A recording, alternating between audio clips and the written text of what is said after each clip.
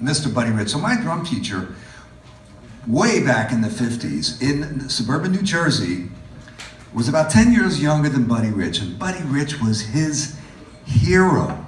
He wanted to be Buddy Rich. That was his era. His name was Gene Thaler. Taught me how to play the drums. I was a little kid. And in his basement, he had pictures of Buddy Rich. And he was sort of a hip cat, Gene was. Great drummer, but everything had to swing. And I was sort of a, rock era guy. In any case, so I knew the name Buddy Rich before I actually ever heard Buddy Rich play. Became a big fan, obviously, like everybody here, later on. The first time I met Buddy Rich was at the Bottom Line, if you remember that. It was over on, I think, West 4th, one of those streets by NYU. And he played every April, just about this time. He played every April, every year, and the owners there, Bruce and the E Street Band, had quite what turned out to be something of an infamous gig for us in 1975. So I knew the owner. He'd always save the front two tables where it was a little elevated, because you had a room full of drummers and their girlfriends or their wives. Or both. And the women loved Buddy Rich.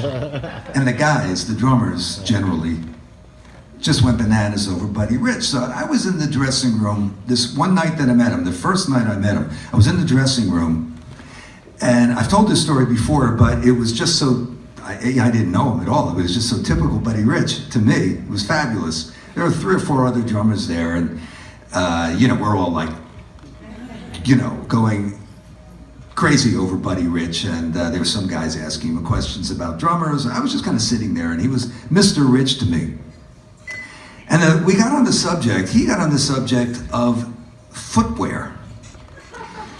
And he was very concerned about what the young rock drummers were wearing on their feet when they played the drums. Really, he was very, very serious about it. He took it very seriously, because he said, well, part of my thing is I have these heels. I wear boots when I play, and it has these heels, and I keep my heel down, and I'm able to get all that leverage. And he was explaining why it was important to wear shoes with leverage. And we're taking it all in. And suddenly, there were 3 or 4 of us in there. He goes around the room, and he looks at one guy.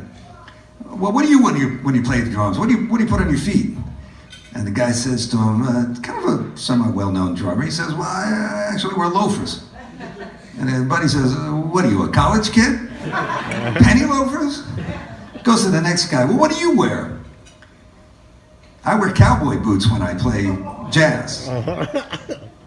You can imagine his reaction. He said, I hate country music. And he goes to the third guy, and I'm the last guy. He doesn't know me from Adam. I think he knew 1 or 2 of the other guys. He says, all right, well, what do you wear on your feet? He goes, hey, well, buddy, I play barefoot. Cover the children's ears. And Buddy looks at me with disdain and says, fuck you. Excuse me. He gets to me right after this guy, and he says, so kid, what do you wear on your feet? I said, Mr. Rich, I wear sneakers, but they look like a boot. And he laughed. Right? I got a laugh out of Buddy Rich. And again, I've never forgotten that. That was back in around 77 or 78. And it was just a wonderful memory, because if you're a drummer in the audience, and it's so wonderful to see Greg play this music, and so fabulous to have Kathy and Greg keeping this music alive. Having taken a big, yes, that deserves a round of applause. Having taken a big band on the road myself for about 8 months, there's, other ways to lose money. Now I got a trio. But this music is very well and alive with these musicians, Greg on drums and Kathy singing. So we really thank them for that.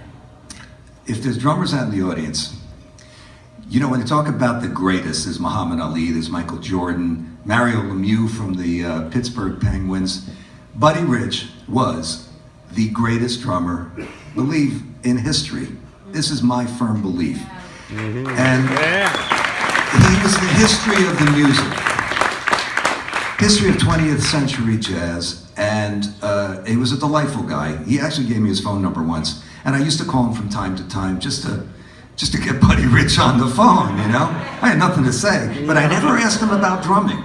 Always talked about, he was such an erudite guy, and he would talk about anything. And I know I'm taking a little time away from the music, but good. You know, I'm definitely a bit of a prophet of Buddy Rich because I love talking about him. I love the man. I miss him dearly. I miss him every day.